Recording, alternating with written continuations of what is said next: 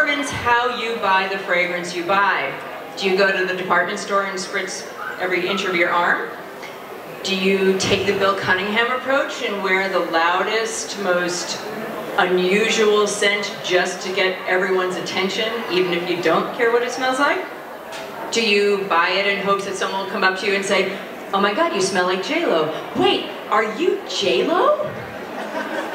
Or do you do what I do and stop whoever I smell it on, whether it's a friend or someone in an elevator, and say, "Please tell me what you're wearing. I have to have it." And sometimes they will, sometimes they won't.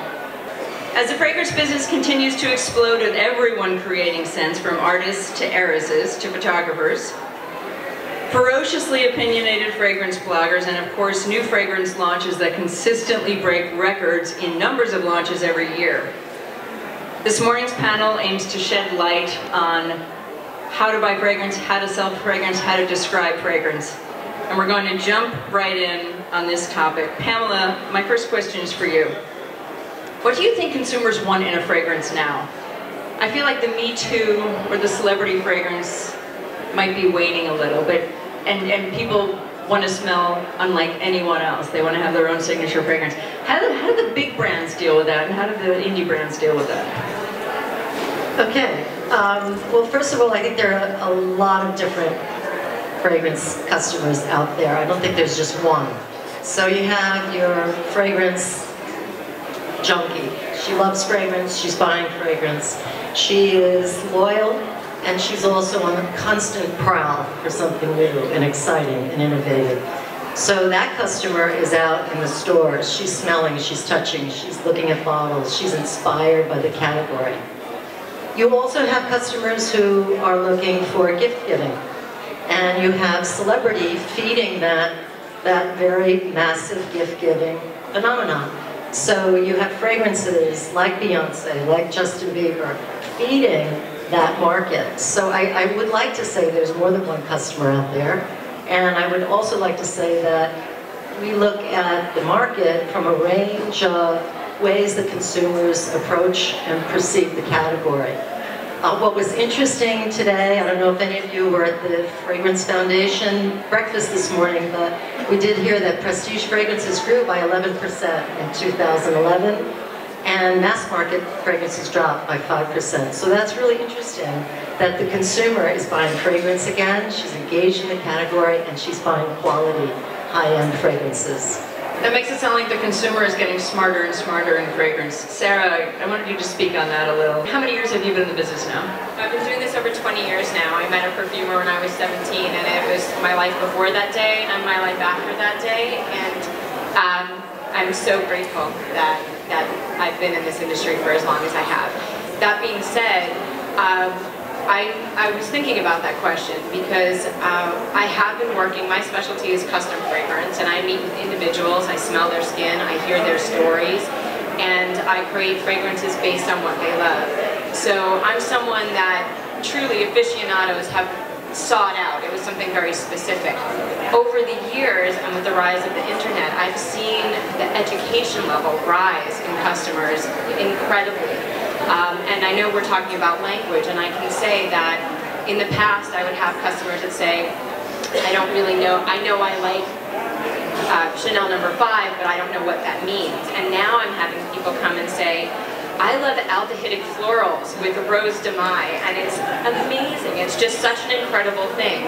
I definitely think that the education level is raising. I think that the bloggers, and as well as mainstream print, are getting much more specific and speaking to them on a higher level, and so I think that there's a hunger for it, and I think that's affecting how people are choosing their fragrances, how they're seeking them out, and I think that's why we're also seeing the prestige and the custom and the niche markets rise because of that experience. They don't want to smell like everybody else. They want something that's speaking to them, and because fragrance is so emotional, they don't want to smell like their grandmother or their boyfriend's mom or ex-girlfriend. They want something that's uniquely speaking to who they are, and I'm seeing that more in not just the customization, but in niche fragrance, and I think that's why we're seeing it raise the way it is.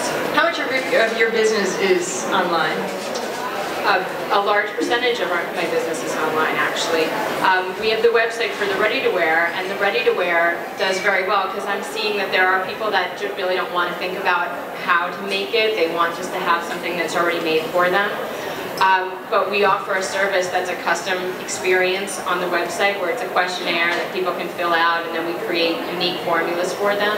And that I've seen rise probably 12% in the last year, just because people are hungering for something that is unique. From my experience, just listening to customers, the packaging, the bottle, the ad is the first sale, but it's not the second sale. The first sale is how it looks like, if it got them to pick it up, what was attractive to it, and probably 80% of it is that first sale is if it doesn't look good on the shelf, they're not going to be drawn to even pick it up to know if they're going to enjoy it. The second sale is how's the juice. If it doesn't smell good, they'll have a beautiful bottle on their shelf, and that's all they're going to have. Isn't that one of the largest business problems right now in the industry that I read a lot about, is first sale but no second sale? Isn't that like so much is dying? Yes, and so that's why you have so many, the life cycle of a new fragrance is much shorter. Because what's happening is a lot of companies, particularly in the economic downturn, were testing fragrances to make sure they had broad appeal, and every fragrance that launched smelled the same. You lost the innovation, you lost the uniqueness. And so what's happening is the customer's buying the fragrance or getting it as a gift, and she's smelling it, she's saying, it's not memorable, it's not unique, it's not distinctive, it's not me. Okay, I'm not going to buy it again, and the fragrance will not succeed. So what's really the key is the repeat purchase. And that's all about distinctiveness, getting your customer to fall in love with the juice. And I do believe that fragrance junkie that I talked about earlier, the woman who really loves fragrance, she is out there, she's looking at the bottle, she's inspired by the story, but it's ultimately the juice that makes her fall in love and keeps her as a customer and makes her ultimately a loyal consumer of the brand. I think we could summarize this in saying that the first sale is about desire and identification, and the second sale about addiction. Yeah, identification is a really big thing. I think people are proud to say what they're wearing. It's almost like a badge of honor, especially if people haven't heard of it before, or if it's... One of my favorite fragrances is from Hampton Sun, the Sun Care line. Who'd have thunk it? Like, I love telling that story. Like, so a fragrance is sold by a story, but I think the wearer also tells the story, which also makes it even more interesting. Just Paul and Eddie, since you guys are the most non-olfactive of the group, what has been the most interesting thing that you've learned in this fragrance journey, as it were? As far as coming out with these fragrances that have done very well. I think you have to, be talking a lot about mass and about, the market research and how it's going to appeal to this broad base or whatever you're trying to appeal. We're not trying to necessarily appeal to anyone. It's really about the story we want to tell and how does this represent how it encapsulates our brand and what we want to put forth. And I think that if anyone stays true to that, you're putting out something that you're passionate about and that's really honest, and I think that shows in the end result. And I think that that's what we learned, is that we should stick to the things that we feel are right for us, and hopefully there'll be a consumer base for that. From where I sit, it seems like the fragrances that are hot right now are ones that comfort you because of what's going on in the world. Do any of you feel the same way, or what do you think people are into these days or tired of? I'm seeing it in my work. As a consultant, there is a big movement away from the traditional floral to this kind of warm, more oriental, woody, amber preference. And consumers are reacting to the fact that they want distinctiveness and they also want to smell richer, more resinous, warmer. So I'm definitely seeing it as a trend. I don't know if you are, Sarah. I am. And the other thing that I'm going to just tag on to that is definitely the warm fragrances. I think we call it the nuzzle factor. You want to be close. But I'm also seeing a trend in signature, like people coming back for that same fragrance, not just because how it makes them feel, but I get a lot of stories. This is emotional about like moms that wear it and their child said, oh, it smells like you. It makes me feel good. I want to have like moms having a sweater that their child is, when they smell their mom again, or when they smell that sweater, it just makes their kid feel, or their husband, or their wife. So I think that people are very much in touch with their emotional connection with fragrance, and the stability that is, we have people that wear multiple fragrances, fragrance wardrobes, but I'm seeing people wanting a signature because there's something stable about it, something that is a constant in a time that is, let's face it, it's been a complete roller coaster for the last few years, and I think that there's a stability that comes in wearing something that makes you feel good, that helps you identify who you are, what you love, helps that identification come to the people around you. There's a strength in that and a comfort in that, and I think that we're seeing that as well. There are two things that I've been seeing that are very different. One is that the industry as a whole, perfume as an item, in times of like this, perfume becomes a very cheap thrill, even an expensive perfume.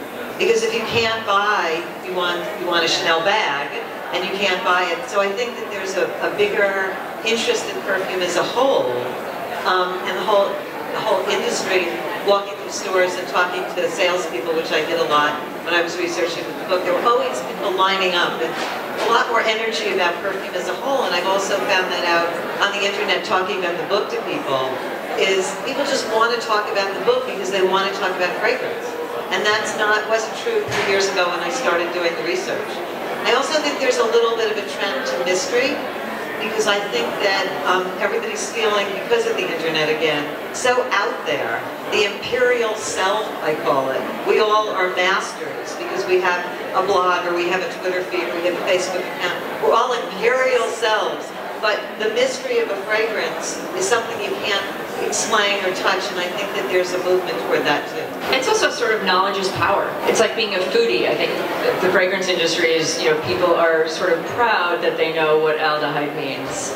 And they love throwing those words out without sounding imperious. Just, it's a passion of theirs.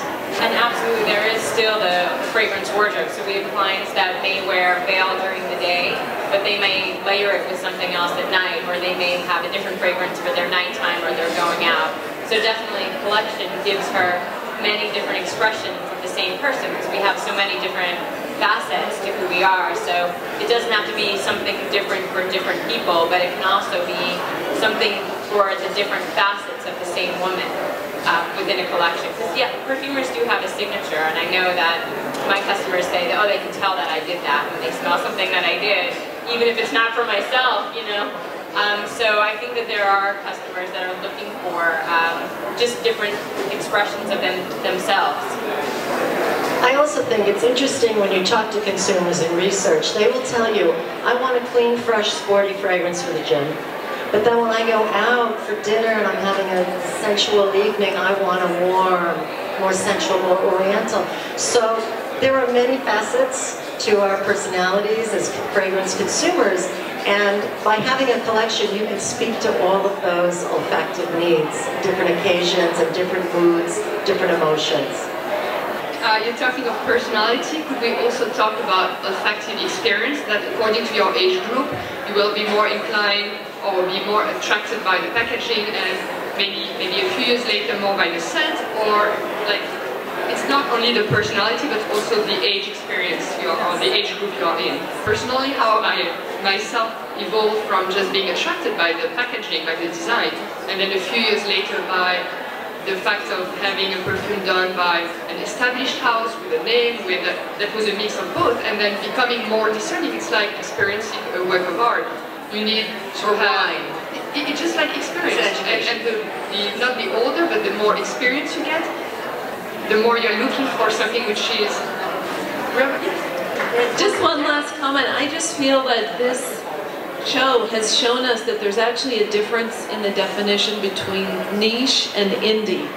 And it seems that you can be a niche brand like the Tom Ford with Lauder and be very highly financed, but be indie truly from the grassroots up with no money, or you're starting. And the past few years, this category becoming more, more forward